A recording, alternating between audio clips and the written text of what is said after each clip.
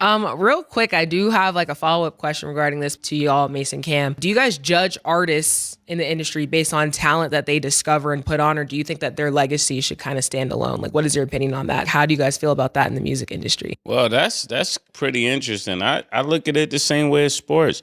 Like Michael Jordan has not been able to get the Charlotte Hornet team to win. It has nothing to do with Mike as a player. To me, I can't look at Mike for what his sons are doing, right? Unless you're going to have people living in people's shadows, and that's never really good. But Mase, that's interesting to know. Is that the reason you gave up on Harlem World?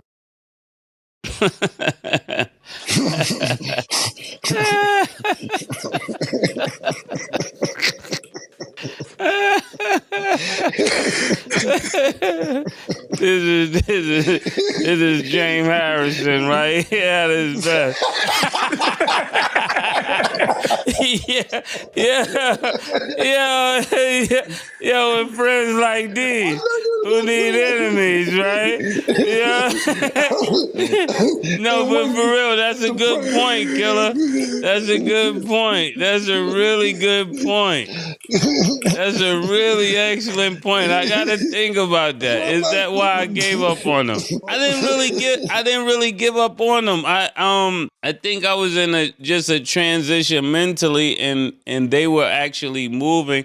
But the good part about them is that I was so hot at the time. They actually are certified gold. That's the amazing part about it. I was just about to say that. Yeah. They have a gold album. They got a gold album just off the arm. You know what I'm saying? So that's fire. So that's interesting.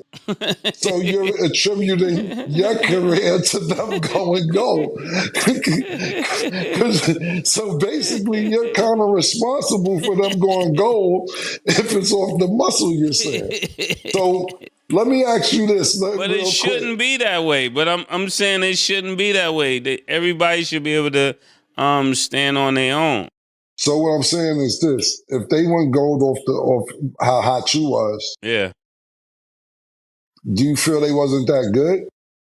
No, I think actually it was a lot of no, for real. I think they went gold off of me because their talent didn't get time to really curate. Like you look at somebody like Loon that came out of that group. Loon goes on to do amazing things and make amazing records with Puff. Then you get Cardan, who goes on to do and collaborate, with this whole Nelly album, right? Which goes 10 times platinum 2 times. So there's a lot of great things come out of that. Then you got HUD that comes out of that, God bless, that goes on to help Benzino, goes on to help The Source, goes on to be with Dipset. It was a lot of promise that came out of there. Even Blinky Blink in my sister's state, she made a few dollars. It was my way of giving everybody a check, without giving the money out of my pocket. And if really, Killer, if we were talking, that would have been our deal. That would have been me, you, and somebody else. So I really think it worked out. No, I think it was great too. You just left them stuff. Just got up out of there. He just went gold and said, I did what I had to do. I'm out. Nigga get you, nigga help you go gold. It's on you at that point. I would think. Murder, you helped me go gold. I ain't asked you for nothing since. Yeah, man. Nigga say water, this is horse, pause. Horse, this is water, They got to take it from there, right, Mo? And Killer, what would you say? Let's give you the same question. Do you want to be responsible for what niggas is doing today? That's, I don't really, Killer, I don't really want to go down this road. But if you want to go, I'm in third gear. I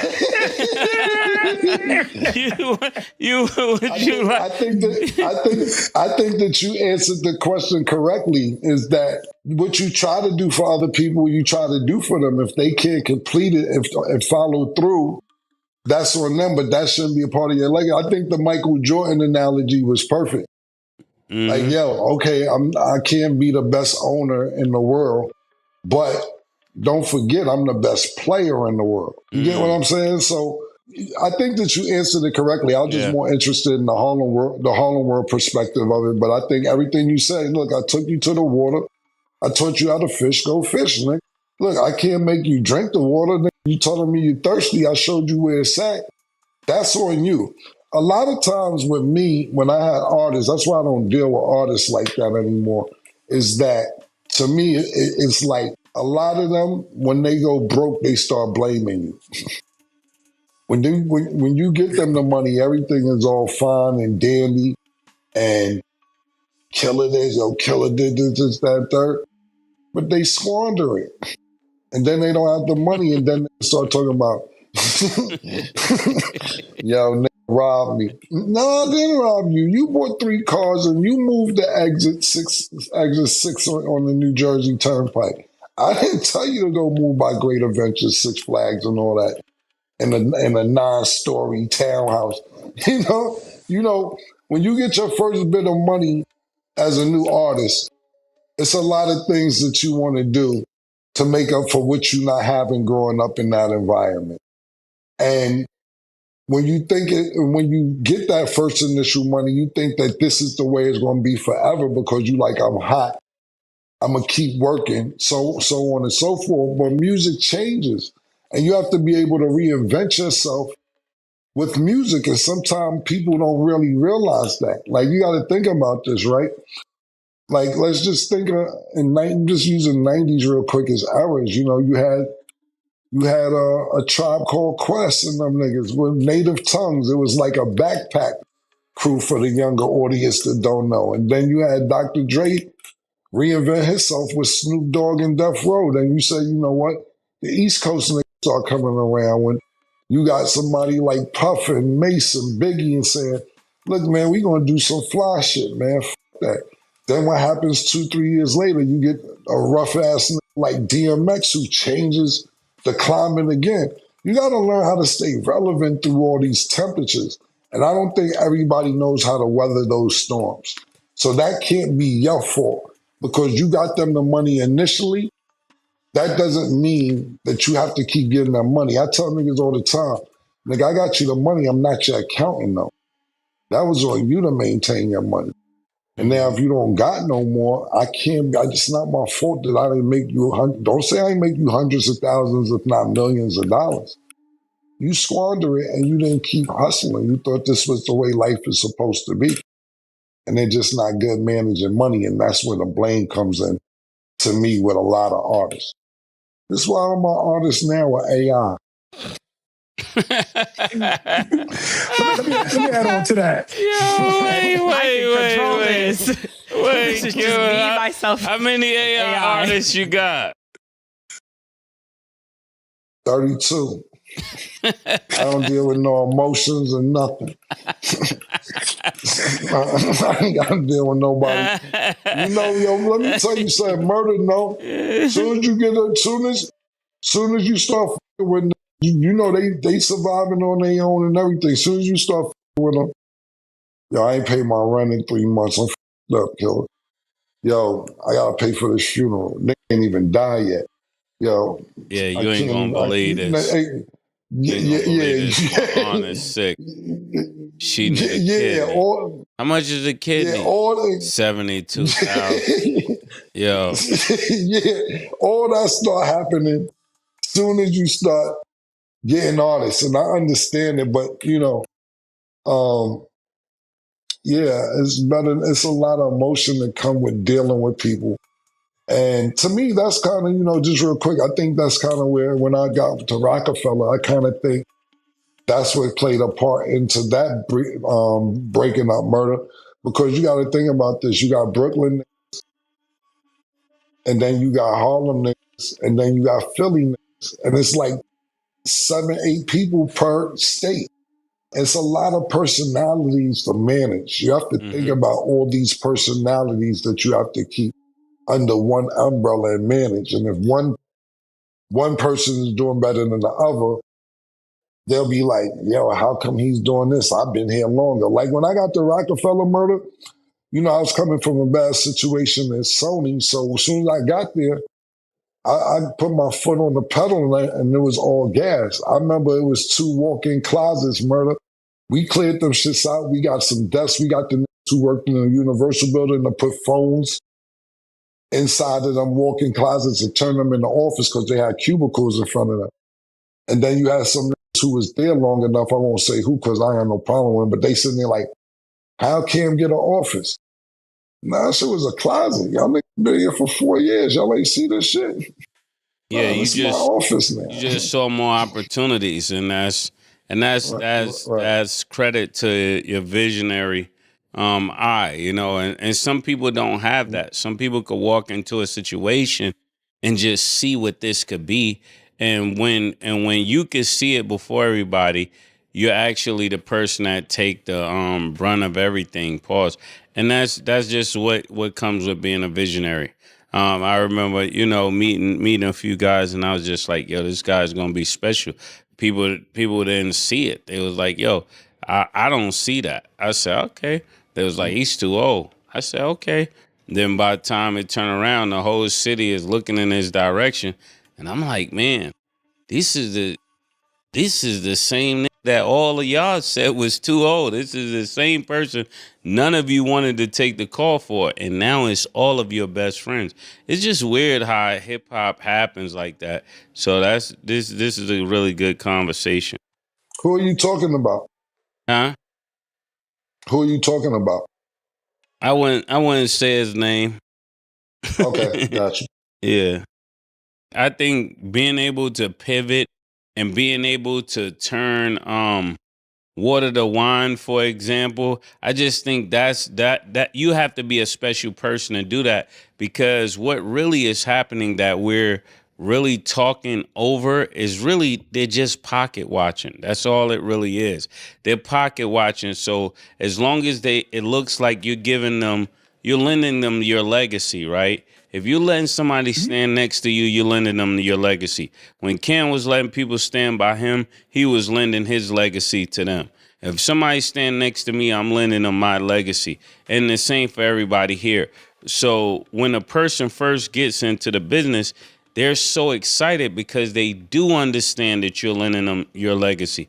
But then when things don't go right, it's kind of like just so heartbreaking to see people constantly just going against people that this person helped you. This is the same person that put you on. This is the reason we know you. This is the plane you came on, right? And now you're shooting at the same plane that you came on. Is just crazy. It's crazy. Like, to me, even though I've been through many things, even like with the label that I was, given the opportunity on, if he never goes at me and I didn't have to clear my name, I would never go against him. But I couldn't do that. You know what I'm saying? Because of just what it is that I believe if somebody turn a light on for you, that's just the person you gotta value. That even though you can't value what they've done or what they've done to people, you don't have to value any of that. I don't have to stand for any of that, but I can value the opportunity that was given to me. I would have been working at UPS. Who knows? I was before that, I was working at the AMC Theater. I was calling killer. I was fighting at the AMC Theater. That was the first job I had. Yeah. And to think that you come that far, right? It's just beautiful. Yeah. So I don't have a lot of things I can say, but when I tell my story, I'll have to tell my story.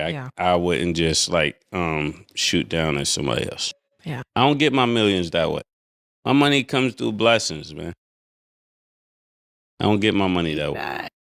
Hate that. Well, that was a good discussion. And then even to Mase, Maurice, and Ken's point, I do think that you embrace the moment that is given to you. Because even for me, I know I'm not an artist, but y'all discovered me as talent, right? And that's something that, one, I'm going to be forever grateful for. And two, it's one of those things that's I see the opportunity was given to me, and it's like, I know whether you guys, however you guys decide to view it, I'm like, one, because my respect is up here for y'all.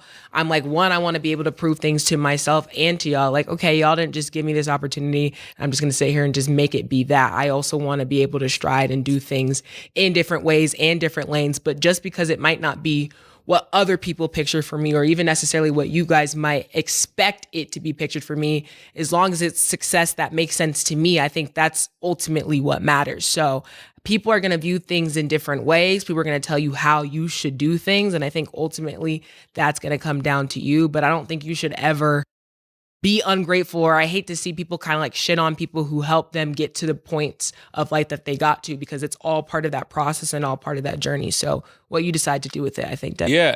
Another thing I was thinking about was when you think of, like, when people see you, like brands, I think young artists need to know this, promoters need to know this, beat makers need to know this, singers need to know this. There's a world of sponsors and a community of wealth that's watching you do this to another entity. So when they see you do this to another entity, even though it lasts and you're hot about what you're saying, anybody watching you should be like, is probably like, I would never hire him, or I'll never give him this type of opportunity, because if he'll do this to this person, he'll definitely do it to me. And I don't think people in this generation consider that, and they need to start considering that. Good points, good advice, and good. A lot of money they're losing by doing that. Yeah. Because there's somebody else watching it that may want to give you a few $1 million. But now that they're watching this, they're like, And that's probably why a lot of things go well for me behind the scenes, because people look at that and they're like, man, you did say something, but you waited 1,000 years. You know what I'm saying? It's like you let it go on as long as it could go on, and then you had to say something. You had to say something. Yeah. It was right to you. Yeah. Yeah. Maurice, did you have one more question before I move on? Well, no, I mean, it'll be belaboring the point, but what I was going to say to Cam's point was that I think a lot of stuff, I don't care if it's artists, I don't care if you're doing business and you have friends, but where I think people mess up, this is just for people in the comment section. Everybody, when they connect with somebody, I think famous or who has like status, I think everybody considers everything below that person's status as a failure. And I think people really mess up with them trying to become the person that's really giving them the opportunity. So if things don't pan out in their life the way it's panned out for them, they look at it as an opportunity. So like when Mase said, all these dudes end up having different opportunities.